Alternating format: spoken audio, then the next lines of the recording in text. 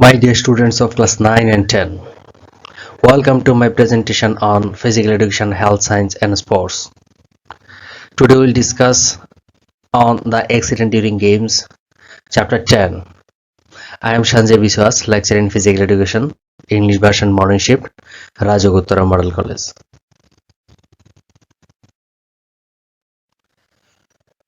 At the end of this chapter, we will be able to importance and method of first aid, features and importance of first aid, first aid essentials for wounds, fractures of bones, sores and traumatic conditions. Learn about various traumas like bruises in skin, swells, wounds, fractures, displacement of joints, disjoining of ligaments, etc.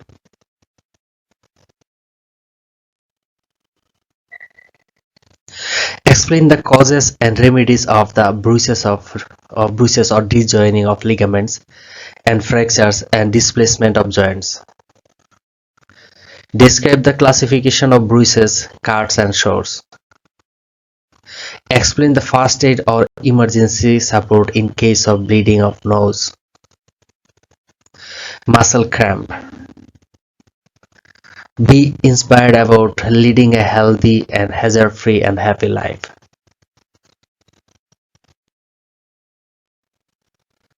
Now, introduction.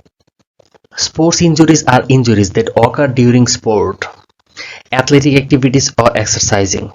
While it may be possible to limit the number and severity of injuries with prevention strategies, sports injuries are most commonly caused by poor training methods, structural abnormalities, weakness in muscles, tendons, ligaments, and unsafe exercising environments.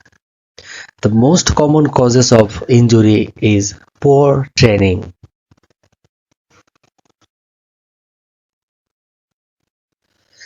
Knowledge of first aid promotes a healthy, secure, and a safe environment and instills confidence amongst people, their families, their colleagues, and associates.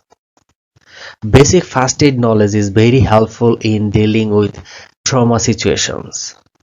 Not just the medical help they provide, but the confidence they exhibit is very helpful during casualties.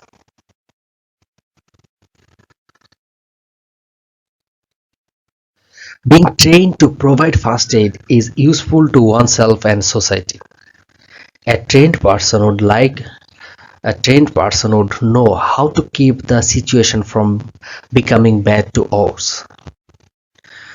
They will provide temporary treatment which will keep the condition of the victim from deteriorating till professional help arrives.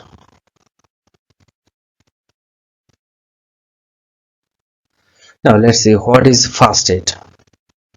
What is called first aid? First aid is the fast and immediate assistance given to any person suffering from either a minor or serious illness or injury, with care provided to preserve life, prevent the condition from worsening, or to promote recovery. First aid does not aim at providing full medical treatment because a volunteer of first aid is not a physician.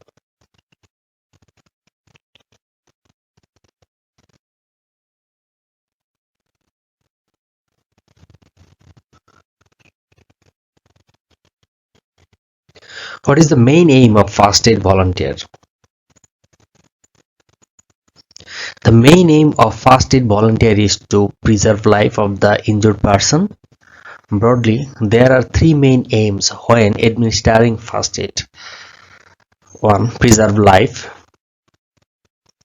Prevent worsening of the condition. Promote recovery. So these are the main three tasks, I should say, as a volunteer or as a first aider.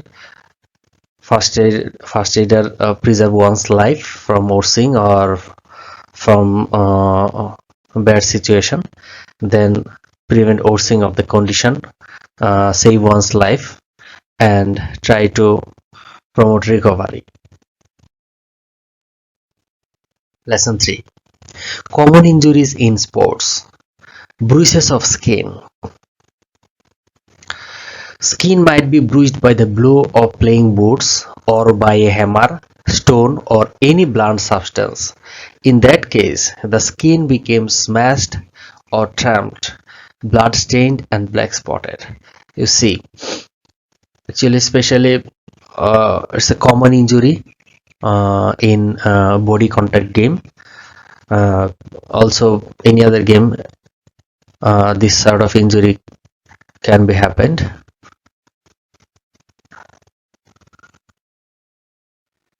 Swells. Sometimes some part of the body swell by the injury of playing boots or by the blow during boxing or injuries by falling and thus create swelling in the affected area. You see, two legs or two ankle swell and it changes. It's a normal situation or normal structure. Or abnormalities are seen. You see, swell. Disjoining. Where a bone joins another bone is called the bone joint. It is the concurrence of two or more than two bones. If a bone is displaced from the point of joining, it is called disjoining of bone. So disjoining also is a common injury in games and sports due to jerk or heavy blow or maybe faulty movement. Disjoining can happen. You see the injured knee and see the normal knee. I hope you will easily understand watching this picture. The shape of two knees is easily understand that the disjoining or maybe blow happen on his or her right knee. Sometimes the shoulder, elbow, wrist, thumb, lower jawbone, knee, or the ankle of legs may be displaced from the adjoining point. Sometimes disjoining and fracture happen simultaneously.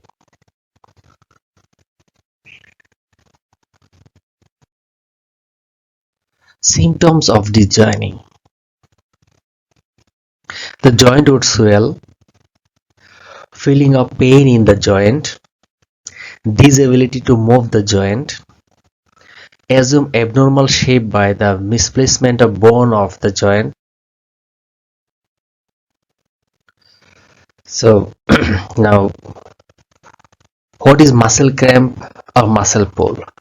Another sports injury or common injury we have seen in games and sports.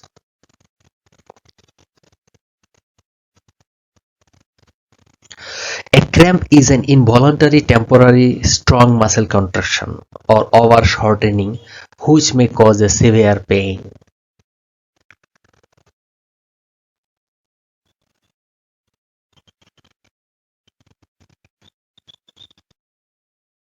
Now, causes of muscle cramp.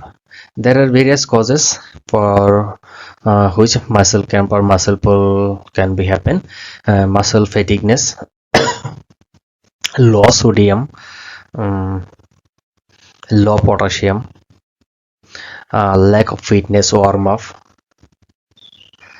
humidity. So these are the common causes. Another cause is oversweating. So for these reasons or for these causes as muscle pull or muscle cramp can be common injury in day-to-day game. Now, method of first aid. You see, this is the most common and important method, I should say, or very effective method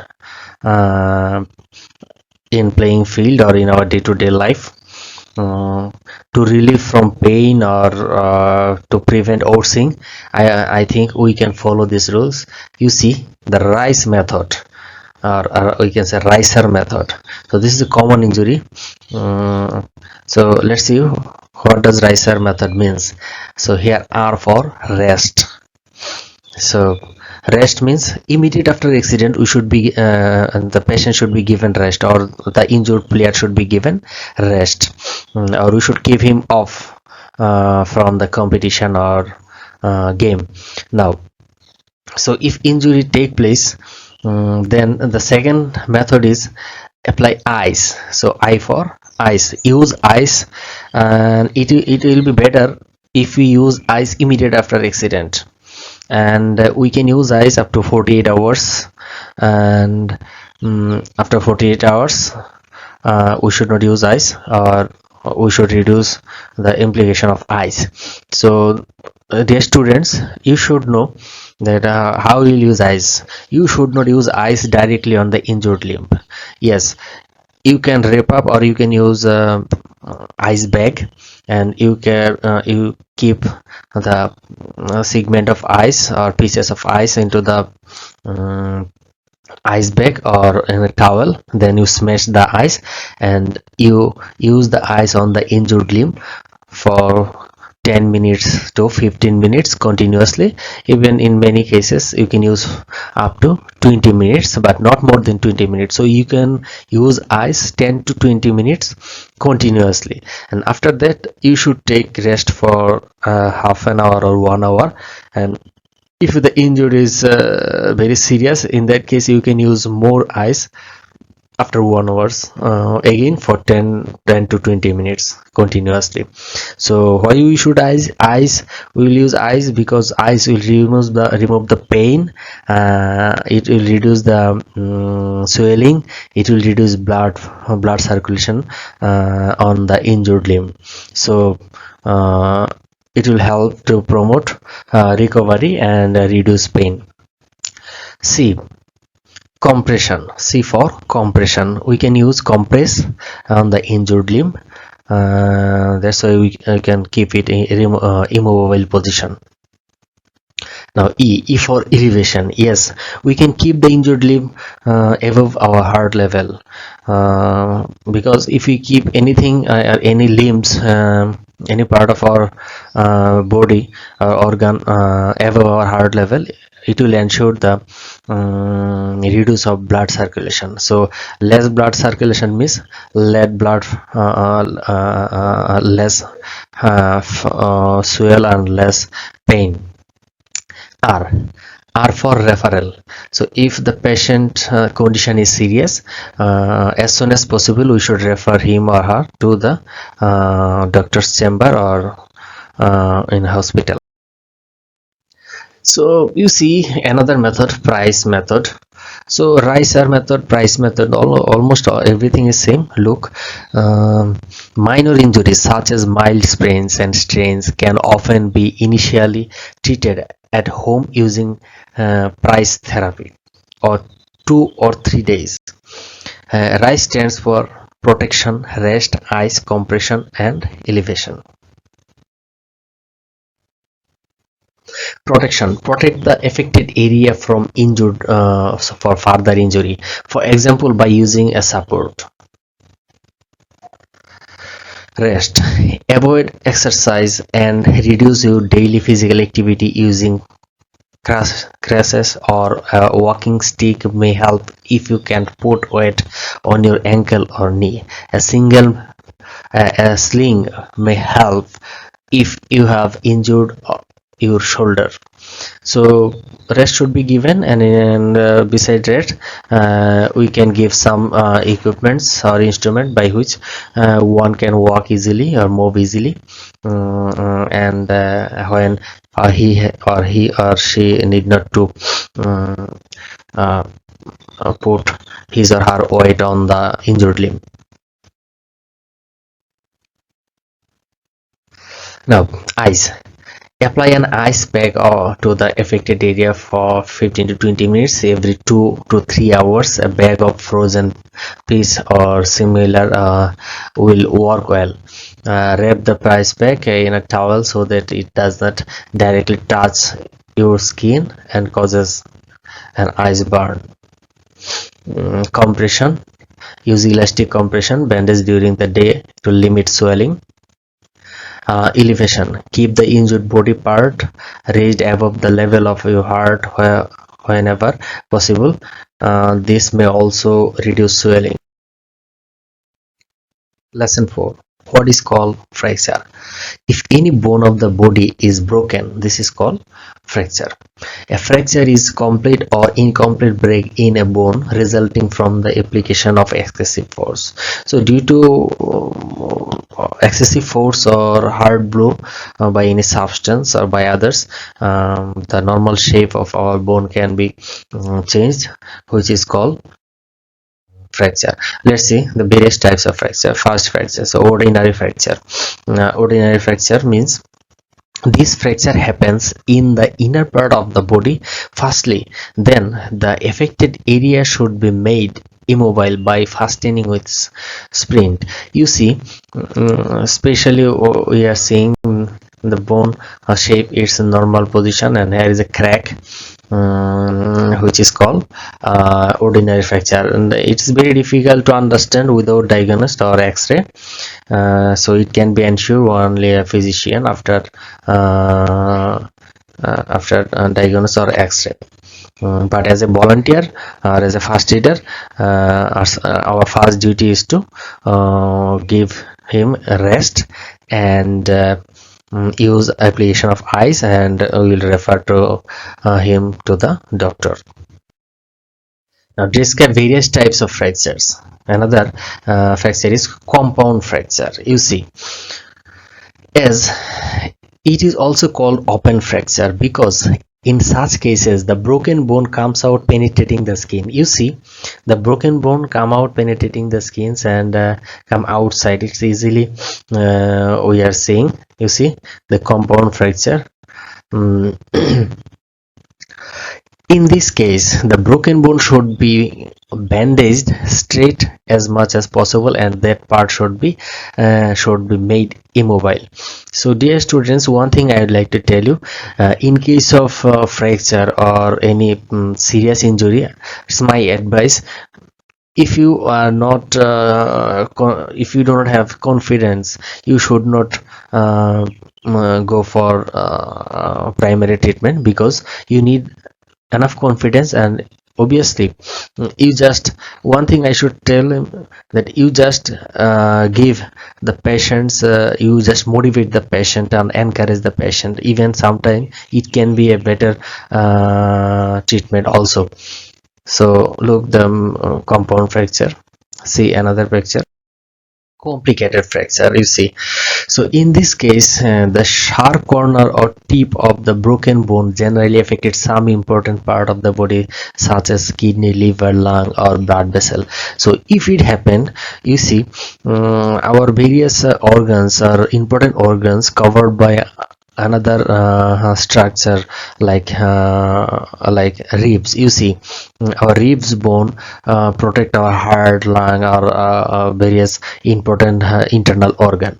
Maybe in some cases our chest bone or ribs can be affected or can be broken, and it can be affected our internal organ like lungs. So it's very serious injury. So in that case, we'll try to refer the patient as quick as possible to the nearest hospital. Impacted fracture. In this case, the edge of broken bone collides and gets inside with each other. You see, due to jerk or heavy weight, maybe sometime it can be happen. You see, and the edge of broken bone collides with each other inside, get inside. You see, so this is impacted fracture. Now, comminuted fracture.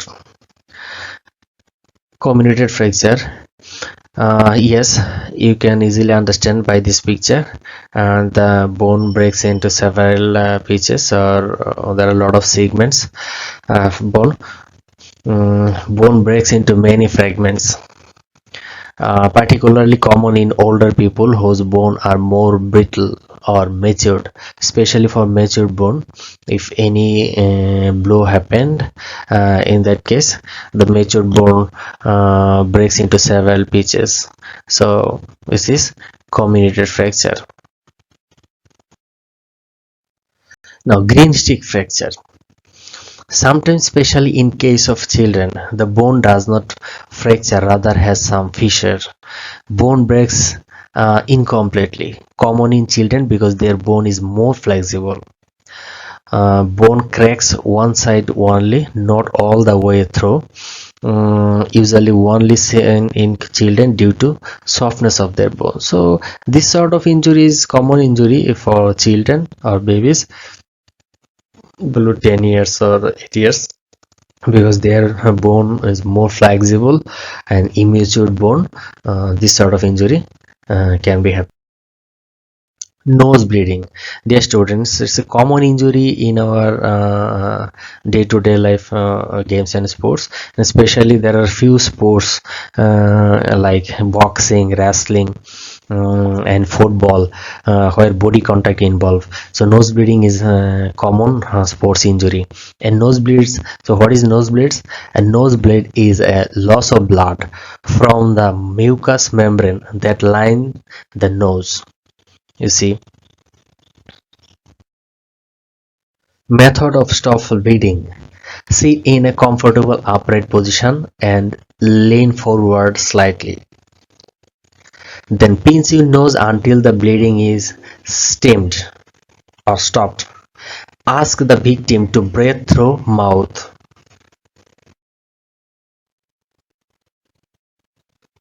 Once the bleeding is controlled, do not blow your nose, as this might dislodge the clot and make you bleed again. If blood is flowing, pinch nostrils shut for 10 to 15 minutes. Apply ice to nose. If bleeding does not stop in 15 minutes, refer to a doctor. So nose bleeding is a common sports injury. So as a first aider or as a teammate, we should help to our teammates, or we can give we can use our first aid knowledge easily. So dear students, if nosebleed happen, we should not keep anyone in backward position or leaning back. Always you should remember, keep him forward, facing slightly downward. That's why easily the drained blood or dislodged blood can be go out, and obviously it will reduce the blood flowing within few minutes. Otherwise we can wait 10 to 15 minutes, and if bleeding does not stop, we should refer him to the doctor. Wounds, lesson 5. Various types of wound. If some fibers of the body is lacerated or breaks into two or more parts, or if that fiber is perforated, it is called wound. Wounds are generally of confused wound. Now, sometimes the fine fibers and cells which are ingrained in human body when affected by a heavy substance or hard blow or wound, it sometimes causes no harm to the skin, but the internal capillary are affected, causing internal bleeding. Since that blood has no scope to drain, it sediments inside and creates wound, which is generally called confused wound. In this case, no visible bleeding occur. So you see, the sediment blood cannot be drained out, but it's easily understand the, seeing the black spotted or reddish part of the injury, you see, and we can easily understand the internal capillaries are damaged, so internal bleedings are happen. So this is confused on. This is one of the common sports injury in our day to in our sports life. Now another injury, you see, the lacerated wound. The wound that occurs due to attack of wild animals or being smashed under a machine or firing is called lacerated wound. This wound is usually unequal and scattered. You see, unequal and scattered. Incised wound. The wound that take place due to bruises by some sharp weapons like blade, knife, broken glass or fish knife is called incised wound. In this case, the skin and blood vessel is cut very sharply and smoothly and causes continuous bleeding, which becomes difficult to stop. This is incised wound. And incised wound, a lot of bleeding can be happened because it cut deeply due to sharp things. So as a volunteer, it's our first duty to stop bleeding. Punctured wound. Now you see, this wound is usually deep. The top of the wound is rather small or narrow. This sort of wound is caused by needle, nails, wires, etc. In this case, bleeding might not be severe. So sometimes it can be effect on our bone also, because penetrating the skin, it is in our bone. Even sometimes also our bone can be affected.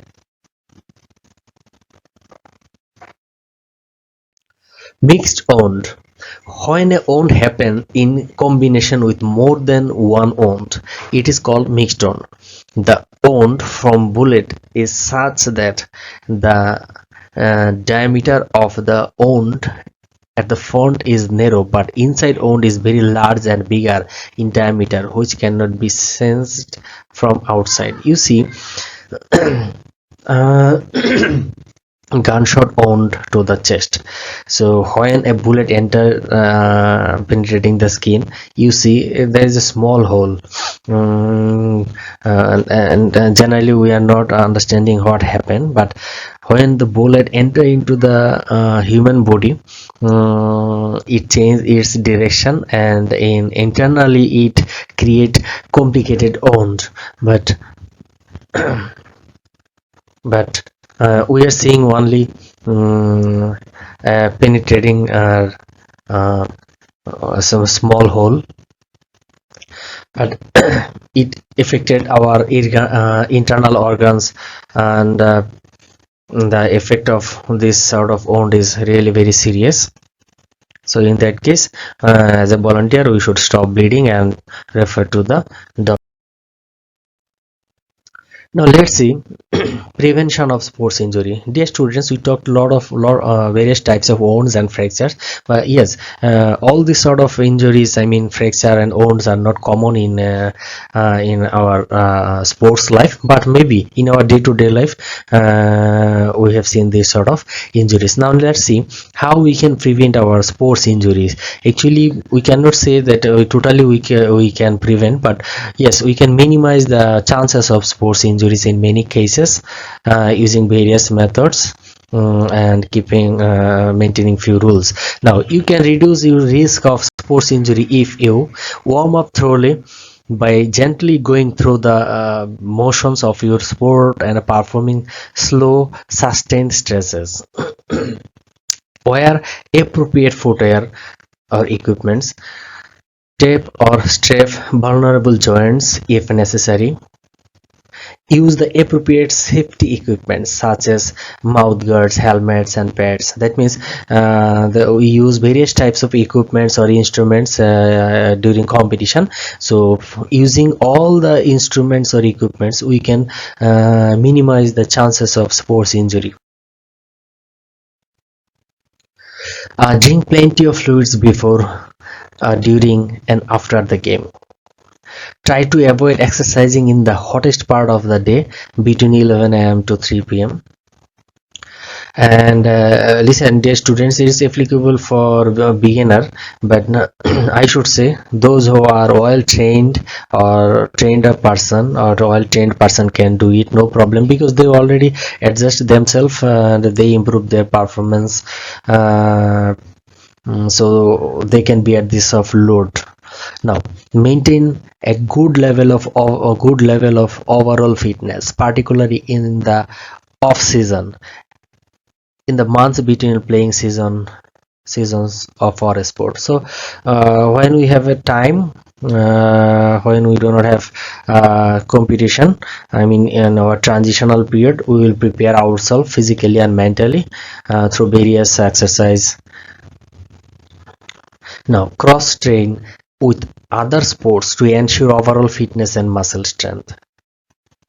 So strengthening our muscle, we can prevent various injury like muscle pull, muscle cramp, maybe soft tissue injuries. We can avoid or we can minimize soft tissue injury. Now, ensure training includes appropriate speed and impact work so much so muscles are capable of the demands of a game situation. Don't exert yourself beyond your level of fitness. Gradually increase intensity and duration of training. Use good form and technique. Cool down after sport with gentle, sustained stretches. Allow adequate recovery time between session. Have regular medical checkups. So thank you all, dear students. Hope you enjoy my class. So next time on my next class again we will talk about the accident during games and sports. I mean we will discuss on this chapter because a lot of topics remain. So till then, stay tuned and be healthy, be safe. Thank you, dear students. Thank you all.